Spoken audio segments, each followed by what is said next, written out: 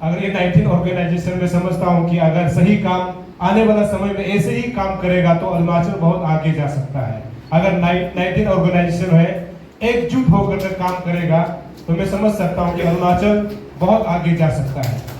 और जब ऑर्गेनाइजेशन बोलता है तो सबसे पहले गवर्नमेंट को बहुत तकलीफ होता है। कोई ऑर्गेनाइजेशन आता है तो शायद उनको तकलीफ देने के लिए ही आया होगा, ये सोचता है। ये गवर्नमेंट का अपना सोच होता है।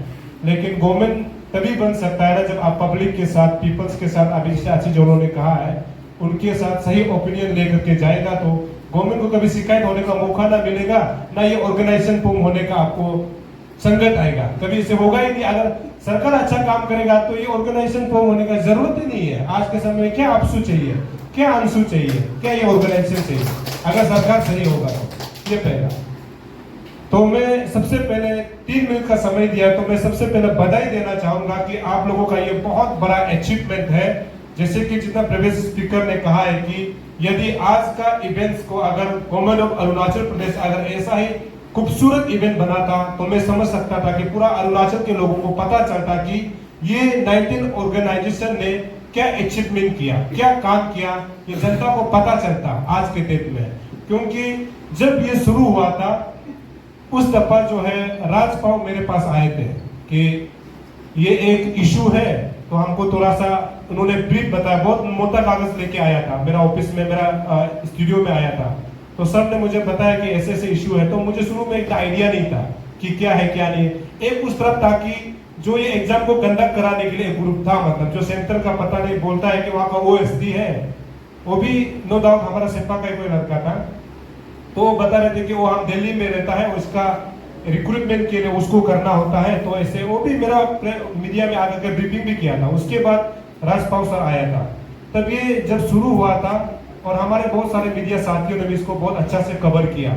तो कवर करने के बाद में ये मतलब धमकी देना नहीं देना उसको तो छोड़ दीजिए, मेरा पास तो हर दिन धमकी तो आता ही है और आप लोग तो मेरा काम को देखता ही है। मैं तो सच्चाई के साथ चलता हूँ। और हमने ये भी सुन रखा है कि सत्यमेव जयते, जो सुप्रीम कोर्ट में जो कोर्ट में लिख के रखा है ना, सत्यमेव जयते, तो ऐसे तो नहीं लिखा होगा, मैं उसको फॉलो करता हूँ। सत्यमेव जयते जो है अरुणाचल का सबसे बड़ा सुप्रीम कोर्ट में लिख के रखा है। इसका मतलब ये है कि कभी ना कभी दिन सच्चाई का जीत होगा। तो उसी जीत को, उसी सच्चाई को लेकर मैं आगे बढ़ रहा हूं और उसमें मेरा बहुत सारे खाते हैं। उस खाते से हमको गुजरना है और खाते तो सरकार तो है ही है। और जब भी मैं आवाज उठाता हूं सरकार को लगता है कि मैं गलत कर रहा हूं, ऐसे बिल्कुल नहीं है। मेरे साइड में और मेरे जगह में पब्लिक के साथ अगर आप दिल को ना, अपना दिल को पब्लिक के साथ अटैचमेंट करके देखिए, पब्लिक का जो दुख तकलीफ है ना, उस समय आपको सबसे ज्यादा पता चलेगा कि हाँ पब्लिक का दुख कुछ तो है। सिंपल अरुणाचल हिंदी में दुख कुस्तों को आप देखिएगा ना, उस समय आपको अंदाजा होगा कि सच में हमको पब्लिक के लिए काम करना चाहिए। और एमएलए लोग क्या होता है, जब एमएलए जीत के आता तो शपथ तो लेता है ना, हम विधि द्वारा स्थापित, आगे पूरा लाइन को सुनाना जरूरी नहीं है। पता नहीं इसको एमएलए लोग जानता भी कि नहीं मालूम नहीं है ना। जो शपथ लेता है, शपथ वर्ड जो है बहुत बड़ा वर्ड होता है, जो कि सुप्रीम कोर्ट, जो कि इलेक्शन कमीशन ने इसको निर्माण किया है। उसमें बहुत बड़ा बारीकी से अगर वर्ड को अगर पढ़ेंगे ना, और हर वर्ड में ना बहुत इंपॉर्टेंट चीज लिखा हुआ है। इसको पब्लिक को जानना चाहिए। जो शपथ ग्रहण ऐसे करके लेता है, जो भी मंत्री होगा, एमएलए होगा, या फिर आईएएस ऑफिसर या फिर आईपीएस ऑफिसर, उनके लिए भी लागू है। यहाँ तक कि सरकारी कर्मचारी, सरकारी जितना भी जो काम करता है उनके लिए भी लागू है एक्चुअली है। लेकिन आज का डेट में करता नहीं। उसका जगह पे हम काम कर रहे हैं तो गलत किया है क्या? गलत तो नहीं है। आज सरकार को जो काम करना चाहिए, जो आईपीएस आईएएस ऑफिसर को जो करना चाहिए, पब्लिक लीडर को जो करना चाहिए, आज मैं कर रहा हूं तो शायद उनको खराब लगता है। लेकिन मैं तो समझता हूं कि मैं सच्चाई पर राह पर चल रहा हूं। तो जब ये आया था उस समय हमने राजपाल साहब को थोड़ा डिस्कस किया। उसके बाद में हम लोग इसको हम भी जज करना शुरू किया क्या है, क्योंकि हम ओपनली किसी भी सब्जेक्ट में डायरेक्ट कूदता नहीं है। हम भी बहुत पढ़ाई करता है। लोगों को लगता है कि मैं ऐसा ही अंधाधुन बोलता हूँ। मेरे पास अगर आप ऑफिस में जाओगे ना, सीएम के पास जितना फाइल है उससे भी ज्यादा फाइल मेरा ऑफिस में है, जो मैं रिसर्च करता हूँ, मेरे पास है। तो आज का डेट में हम यकीन के साथ बोल सकता है ना, मेरा 5 साल का तजुर्बा ये कहता है कि आज के डेट में पुलिस के तरफ से या फिर सरकार के तरफ से हमको अरेस्ट क्यों नहीं कर पाया, या फिर मेरे ऊपर फर्जी जो है केस बनाकर आज तक हमको जेल क्यों नहीं कर सका? उनको पता है कि मैं सच्चाई पर लड़ रहा हूँ और मैं जो बात करता हूँ वो सच्चाई है। कानून को तो मैं भी तो पढ़ता हूँ ना, मैं तो ऐसे अंधाधुन किसी पत्रकार को करने के लिए या फिर हवा में न्यूज करने के लिए तो आया नहीं हूँ। मेरा तजुर्बा कहता है कि मैं ये काम कर सकता हूँ। तब मैंने चैंपियन करना शुरू किया। तो राजपाल साहब ने मुझे बहुत बड़ा फाइल भी दिया था, सर अभी भी मेरा पास होगा। और राजपाल सिर्फ नहीं है, ये 19 जितना ऑर्गेनाइजेशन है इनका फाइल भी मेरा पास होगा, मैक्सिमम ऑर्गेनाइजेशन का, जिसमें आईएमसी का भी है फाइल, जिसमें पंचायत का फाइल है, और जिसमें वो आपका जो है रिजर्व फॉरेस्ट और नामसाई का है टूर्नामेंट के एगेंस्ट में वो भी है, और जिसमें आपका एफईएसटी नॉन एफईएसटी के बारे में नामसाई का वो सब फाइल भी मेरा पास है। अगर वो फाइल को धीरे धीरे खुलना शुरू करेगा ना अरुणाचल में ना सच्चाई का पर्दा जो ऐसे खुल जाएगा, तब आपको पता चल जाएगा कि गलत कौन कर रहा है, सही कौन कर रहा है। लेकिन एक दिन ये होगा। आज तुम्हें अभी तो मैं कम से कम आईएमसी के पीछे लगा हूं, आप लोग देख रहा होगा मेरा ये 1 महीना जो पूरा आईएमसी के लिए मतलब न्यौछावर है। आईएमसी को जब तक हम खुलासा नहीं करेगा शायद हमको भी तकलीफ होगा, हमको पता है। आज शायद बहुत मीडिया लोग कवरेज कर रहा होगा, हमको भी तकलीफ होगा, लेकिन एक दिन आप लोग ना ये सच्चाई के साथ खड़ा होकर देखिए ना, आपको बहुत सुकून मिलेगा। लेकिन आप लोग से मेरा एक रिक्वेस्ट है कि मीडिया पर्सन को जरूरी नहीं है कि कभी भी जा करके आप पहले स्टेशन देना जरूरी नहीं है, क्योंकि हमने पोल पिलर हमको इसीलिए बोलता है क्योंकि हमको ये काम करने के लिए हम खुद पढ़ाई किया है, हमको ये काम करना ही है। लेकिन अच्छा हुआ कि आज आप लोगों ने हम लोग को इस काबिल समझा कि ऑनरेबल मिनिस्टर के साथ में, डीसी सर के साथ में और बहुत जो 19 ऑर्गेनाइजेशन के साथ में काबिल समझा कि हमको इस लायक मतलब बुलाने के लिए। तो ये एक ऐतिहासिक मेरे लिए आप लोग के लिए जीत है, क्योंकि यदि आप लोग इसको नहीं करते, अभी जो चेयरमैन साहब ने जो बताया ना 1000 एबव जो अभी पोस्ट खाली है ना, ये कल को अगर हमारा नौजवान जो बेरोजगार नौजवान को मिलता है तो ये तो बहुत बड़ा सक्सेस है। तो क्योंकि उस समय आप लोगों ने बहुत सारे न्यूज चैनल में देखा है, जैसे कि राजीव भाई का न्यूज में देखा है, जिसमें वहां बाहर से आने वाले लोगों को आर्गू करते हुए आप लोगों ने सुना भी होगा कि ये सच्चाई है।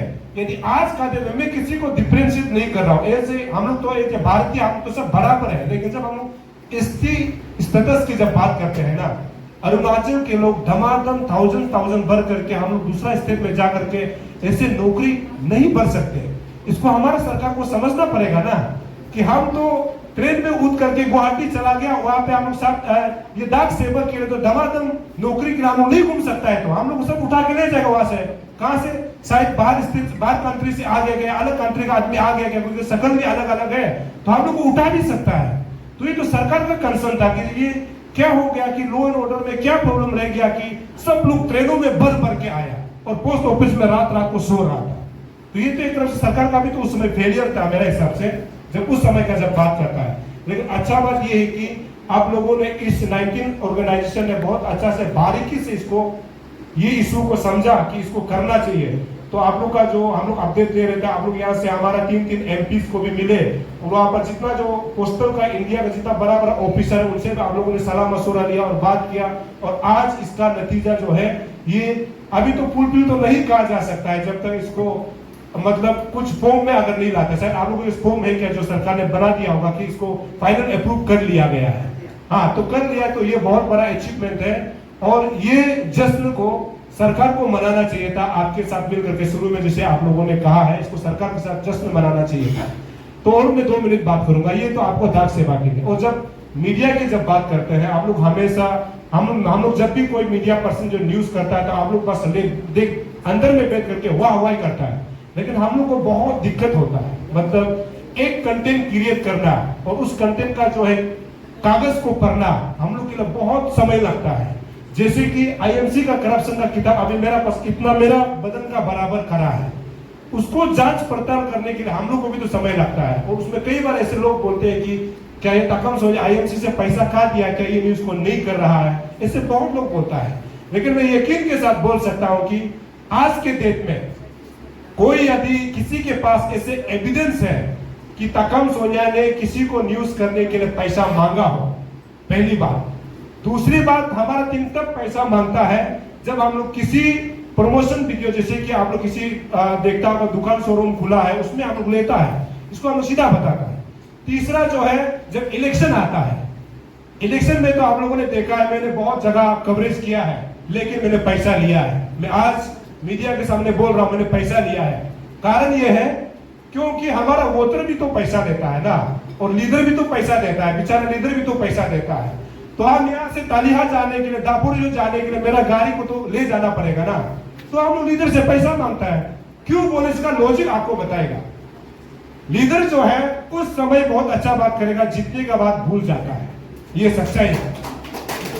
तो एक दिन 5 साल तो लीडर बनेगा, तो उससे पहले 1 लाख रुपया मांगेंगे तो प्रॉब्लम तो नहीं है। तो हमने मेहनत किया उसके लिए, लेकिन हमने झूठ नहीं बोला कि ये बीजेपी का कैंडिडेट है, लेकिन उसको कांग्रेस का तो नहीं बोला है। जो सच्चाई में वो लीडर है उसका बारे में तो हमने बताया, हमने तो गलत बोला नहीं है। तो उसके लिए हमने कई दफा पैसा लिया होगा, इसको लोग सोचता होगा कि ये पैसा लेता है। मैं आज आप लोग के सामने खुलासा कर रहा हूं, तो ये मेरा अपना मेहनत है। कारण ये भी था कि 5 साल बाद अभी मैंने जितना लोगों को न्यूज बनाया, जो जीत गए हैं उससे अभी मिलना भी नहीं होता है, क्योंकि कोई लोग मिनिस्टर बन गया, कोई लोग एडवाइजर बन गया, तो अभी बहुत बड़ा हो गया। तो और हारने वाला को तो अभी भी मिलता है, और हाय हेलो करता है, भाई कैसा है।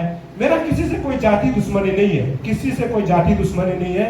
मेरा काम है सच्चाई को दिखाना, और मैं ये चाहता हूं कि जितना जो मीडिया पैटर्निटी है अरुणाचल प्रदेश का, ये लोग भी अगर इस और अगर जाएगा तो अरुणाचल प्रदेश डेफिनेटली बदलेगा। आज कारण क्या है, हमारा अरुणाचल में भी 3-4 मीडिया ग्रुप हो गया। सच्चाई आप लोग को बता रहा हूं, 3-4 मीडिया ग्रुप हो गया। कोई लोग अफूज बोलता है, कोई लोग एपीसी बोलता है, कोई लोग एडमा बोलता है, और मेरा अभी जो है अरुणाचल मीडिया जो है वेलफेयर सोसाइटी हो गया। हम लोग ने अलग से क्रिएट कर दिया। डेमोक्रेसी कंट्री है भाई, कोई भी ऑर्गेनाइजेशन बना सकता है ना, राइट है कि नहीं। तो आज के डेट में हम लोग को ये बोला जा रहा है कि ये लोग जो है अनऑथोराइज मीडिया हाउसेस है। मैं उनसे सवाल करना चाहता हूं, है ना, आज का डेट में सच्चाई कौन दिखाता है? पब्लिक विल बी डिसाइड ना कि कौन मीडिया अच्छा है, कौन खराब है। मैं सच्चाई बोल रहा हूं आज, क्योंकि ये बोलने का कम समय मिलता है हमको, इसलिए मैं बोल रहा हूं। आज हम लोग का मीडिया का जो मंत्री साहब भी तो यहाँ बैठा है ना, मैं इनको भी थोड़ा कुछ बताना पड़ेगा। तो ऐसे होकर के मीडिया का कल अगर पॉलिसी भी होता है, तो उसमें अगर गवर्नमेंट एक लाइन लिखेगा कि हमारा ग्रुप वाला को एडवर्टाइजमेंट पॉलिसी में नहीं देगा, तो सबसे पहले क्वेश्चन टकम सोनिया रेज करेगा कि कौन सा सरकार, किसका हिम्मत है कि हम लोग को जो है एडवर्टाइजमेंट पॉलिसी में नहीं देगा। क्यों बोलने से, आज का डेट में गवर्नमेंट को हम जीएसटी टैक्स पे कर रहा है, तो हम भी तो राइट बनता है ना। तो हम अगर गवर्नमेंट के खिलाफ कर रहा है बोल करके अगर आप लोग का मीडिया में इंक्लूड नहीं करना, सरकार खुद देखे कि कौन सच्चा है कौन गलत है।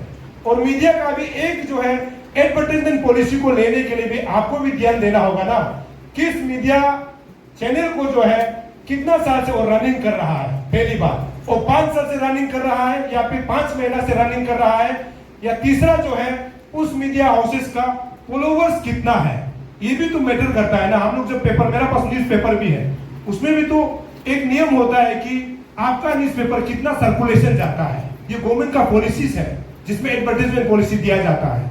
हम लोग का 12 न्यूज पेपर में मेरा सबसे लॉइस्ट है, क्योंकि मेरा हिंदी न्यूज पेपर है तो पढ़ने वाला कम है, इसीलिए मेरा रेट को भी बहुत कम में रखा है, और वो हम मानता है, वो नियम है।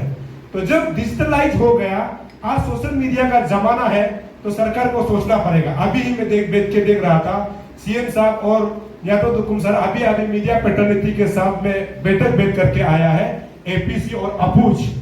तो मैं आपसे आज रिक्वेस्ट करता हूं कि अगर यदि अरुणाचल प्रदेश में मीडिया जो है अलग अलग नहीं होना चाहिए, एक होना चाहिए, अगर बोलता है तो एज ए मिनिस्टर आपको और as a CM Pema Khandu को ये लाइन को सही लेके जाना चाहिए। कल को ऐसे ना हो कि जिस प्रकार से हम लोग यहाँ में ऑर्गेनाइजेशन भी दो ग्रुप है, आप लोग को पता है, वो बताना जरूरी नहीं है। और सरकार में भी तो 2 ग्रुप होता है ना, कि अगर सरकार गिर जाता है तो सीएम बनने के लिए दूसरा पोजीशन पर रेडी होके बैठता है।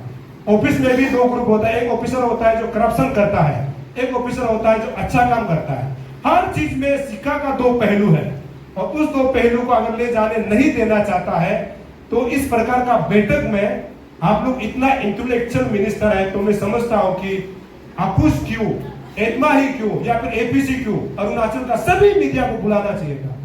ये पार्शियलिटी जो जब दिखाई देता है ना, हम लोग जब सोशल मीडिया में अपना न्यूज चैनल में शुरू कर देगा ना, उसमें कौन किसको लिखेगा वो आप लोग ही जाने। और आजकल सोशल मीडिया का जमाना है।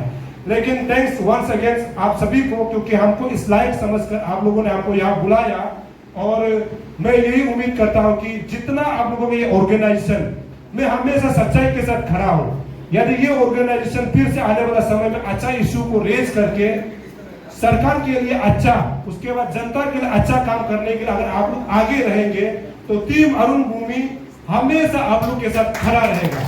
लेकिन गलत के लिए कभी मैं साथ में खड़ा नहीं रहूंगा। मैं किसी भी न्यूज को करता हूं तो मैं सबसे पहले एनालिसिस करता हूं, देखता हूं कि इस न्यूज में क्या है क्या नहीं है।